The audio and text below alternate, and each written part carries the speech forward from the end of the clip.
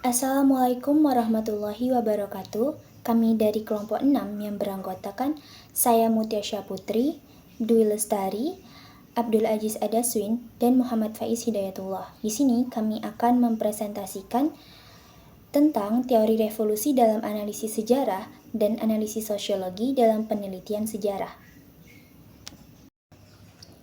Teori revolusi dalam analisis sejarah sangat berperan penting dalam memahami bagaimana dan mengapa perubahan besar terjadi serta dampaknya terhadap perkembangan masyarakat dan peradaban. Sementara itu, pendekatan sosiologis dalam penelitian sejarah memungkinkan peneliti untuk mengkaji revolusi sebagai proses sosial yang kompleks yang melibatkan struktur sosial, kelas, ideologi, dan kekuatan. Baik, materi pertama itu anatomi revolusi menurut Cranbinton. Menurut Cranbinton, revolusi adalah peristiwa perubahan yang terjadi secara besar-besaran dalam waktu yang sangat singkat. Perubahan itu dapat meliputi aspek politik, ekonomi, sosial maupun budaya. Ia memberikan contoh mengenai revolusi dari beberapa revolusi dunia yang pernah ada, seperti revolusi Inggris, revolusi Amerika, revolusi Prancis, dan revolusi Rusia. Dari keempat revolusi yang pernah ada di dunia, baik revolusi Inggris, Prancis, Amerika, dan Rusia, berdasarkan analisis Cranbrinton, dapat diidentifikasi bahwa causal mechanism dari revolusi besar tersebut diantaranya adalah faktor ekonomi, politik, sosial, dan pemikiran kaum intelektual. Berdasarkan perspektif ekonomi, salah satu pendorong munculnya gerakan revolusi adalah faktor ekonomi yang ditandai dengan adanya kesulitan ekonomi yang sangat luar biasa. Dalam perspektif ini terdapat dua model. Model pertama yaitu kebangkitan ekonomi yang melanda masyarakat sehingga mereka jatuh miskin dan mengalami kesulitan ekonomi yang sangat luar biasa. Kesulitan ekonomi ini disebabkan diterapkannya beberapa aturan yang dikeluarkan oleh pemerintah, termasuk diantaranya masalah pajak ataupun pungutan lainnya yang dianggap sangat menekan dan merugikan masyarakat. Yang di mode kedua, keberangkutan ekonomi tidak dialami oleh masyarakat tetapi dialami oleh pemerintah yang berkuasa. Hal ini ditandai dengan terjadinya kekosongan dan keberangkutan kas negara. Sementara itu, masyarakat mempunyai kemajuan ekonomi yang cukup bagus, terutama bagi mereka yang digolongkan sebagai kaum bourgeois. Buruknya perekonomian dan keuangan negara berimplikasi pada persoalan politik. Hal ini karena kebijakan pemerintah dalam bidang ekonomi akan mempengaruhi pula kebijakan-kebijakan dalam bidang politik. Ekonomi dan politik dalam pengurusan negara merupakan dua persoalan yang tidak dapat dipisahkan. Selain faktor ekonomi dan politik, penggerak mesin revolusi adalah kaum cendekiawan dan intelektual. Kelompok intelektual yang jadi penggerak revolusi tergolong kelompok oposisi atau penekanan. Mereka melakukan proses menyadarkan kepada masyarakat untuk melakukan penekanan terhadap pemerintah.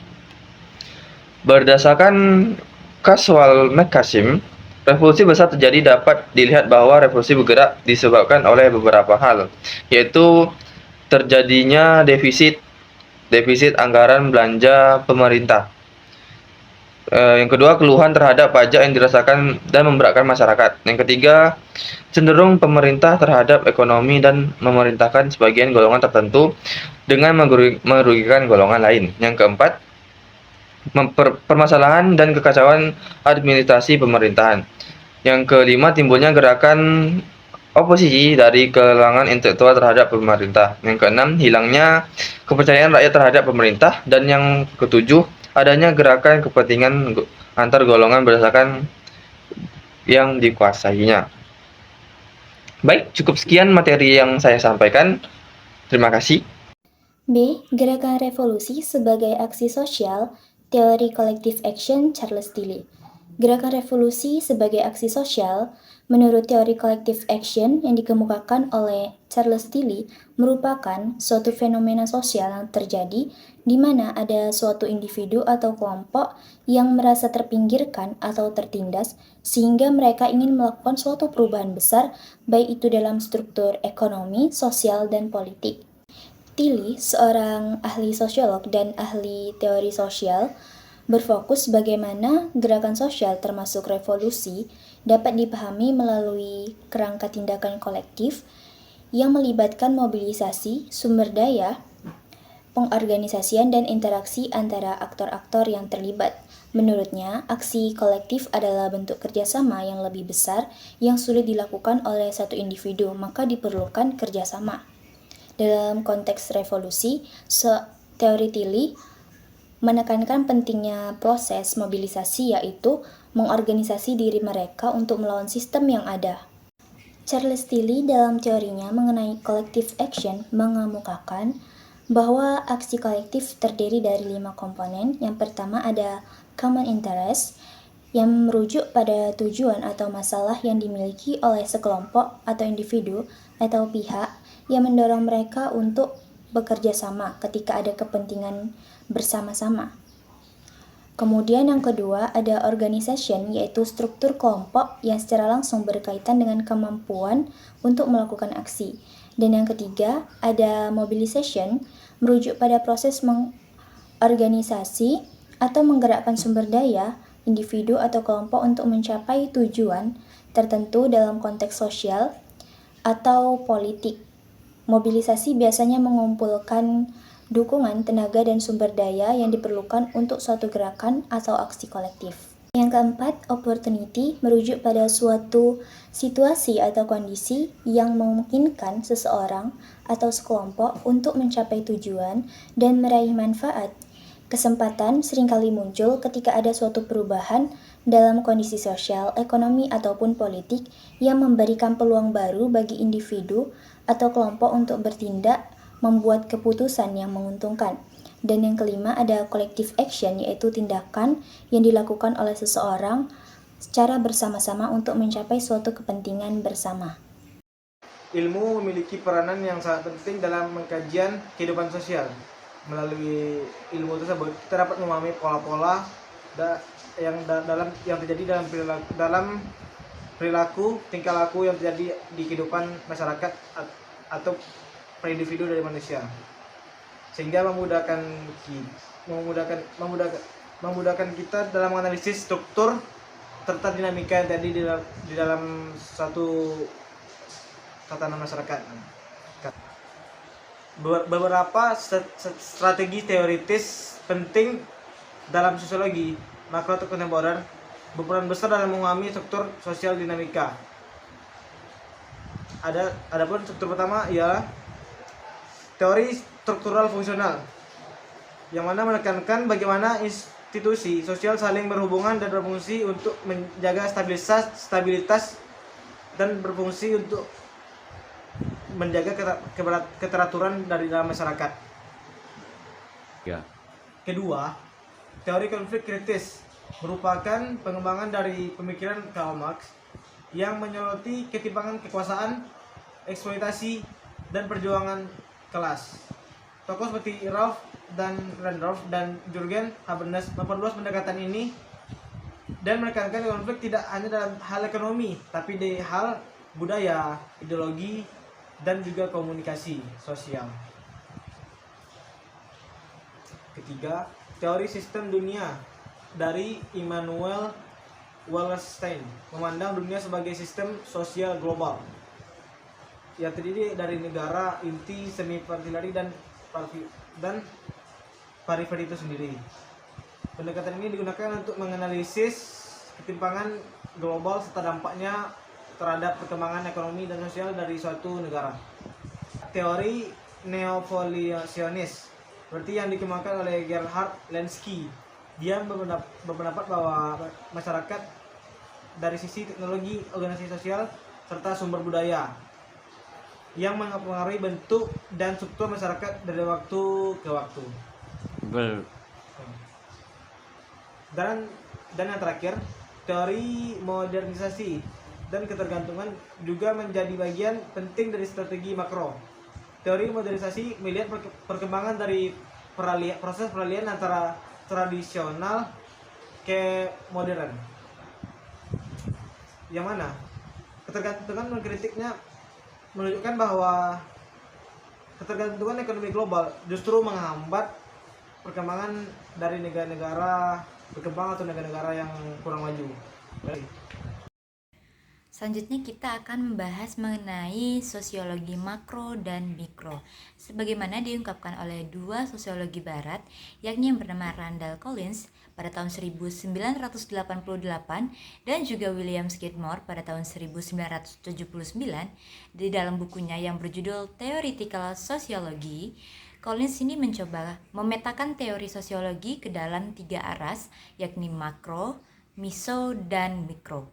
Menurutnya, teori sosiologi aras makro merupakan teori yang topik kajiannya itu menempatkan waktu dan ruang yang mempunyai pengaruh terhadap manusia. Unit analisis dari sosiologi makro ini adalah masyarakat sebagai suatu sistem sosial. Nah, sedangkan meso muncul karena pertanyaan mendasar tentang hubungan timbal balik antara mikro dan juga makro. Dalam hal ini, teori sosiologi pada aras meso ini berusaha untuk menjembatani antara teori makro dan juga teori mikro.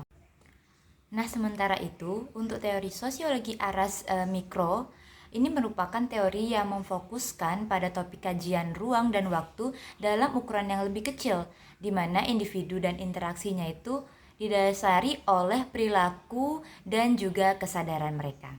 Nah, selanjutnya kita akan membahas mengenai materi yang berikutnya, yakni tentang konsep-konsep pokok, di mana konsep-konsep pokok ini terdapat 6 konsep pokok. Yang pertama ada struktur sosial, ada sistem sosial, ada proses sosial dan juga interaksi sosial, ada stratifikasi sosial dan kelas sosial, ada norma dan kaidah sosial, dan yang terakhir itu ada peran dan status sosial. Selanjutnya yakni sistem sosial. Nah, contohnya adalah sistem sosial masyarakat adat yang mengatur pola hidup, kepemilikan tanah, dan hubungan antar kelompok suku dapat dianalisis untuk memahami konflik dan juga akomodasi sosial dalam sejarah migrasi atau kolonisasi. Nah, yang selanjutnya yakni proses sosial dan interaksi sosial. Nah, contohnya ialah interaksi antara penjajah dan masyarakat pribumi yang melahirkan proses resistensi, adaptasi atau asimilasi dapat dianalisis menggunakan konsep proses sosial untuk memahami dinamika kekuasaan dan juga perubahan sosial. Nah, yang selanjutnya yakni stratifikasi sosial dan kelas sosial. Contohnya, revolusi Prancis dapat dianalisis dari perspektif stratifikasi sosial, di mana ketidakpuasan suatu kelas bawah terhadap ketidakadilan sosial dan ekonomi menjadi pemicu utama perubahan politik dan perubahan sosial. Nah, selanjutnya kita akan membahas contoh dari norma dan juga kaidah sosial. Contohnya, yakni ada norma kesopanan dan adat istiadat dalam masyarakat tradisional yang sering mempengaruhi hubungan kekuasaan dan legitimasi penguasa, sehingga perubahan norma dapat berdampak pada stabilitas politik. Yang terakhir itu ada peran dan juga status sosial. Contohnya yakni peran raja sebagai pemimpin politik dan juga simbol kekuasaan dalam kerajaan tradisional mempengaruhi kebijakan dan hubungan dengan rakyat-rakyatnya. Nah, kesimpulan dari materi kali ini yakni secara keseluruhan, teori revolusi dalam analisis sejarah dan sosiologi memberikan wawasan yang lebih luas tentang proses perubahan sosial yang terjadi di dalam masyarakat. Dengan menggabungkan kedua pendekatan ini, kita dapat lebih memahami tidak hanya apa yang terjadi di dalam sebuah revolusi, tetapi juga bagaimana dan mengapa perubahan sosial yang besar ini terjadi, serta dampaknya terhadap struktur sosial dan politik di masa depan. Nah, sekian materi dari kelompok kami. Saya perwakilan dari kelompok 6 ingin mengucapkan terima kasih kepada teman-teman yang sudah mendengarkan penjelasan dari kami. Kami juga mohon maaf apabila ada kekurangan atau kesalahan materi yang kami sampaikan. Kami ucapkan terima kasih. Wassalamualaikum warahmatullahi wabarakatuh.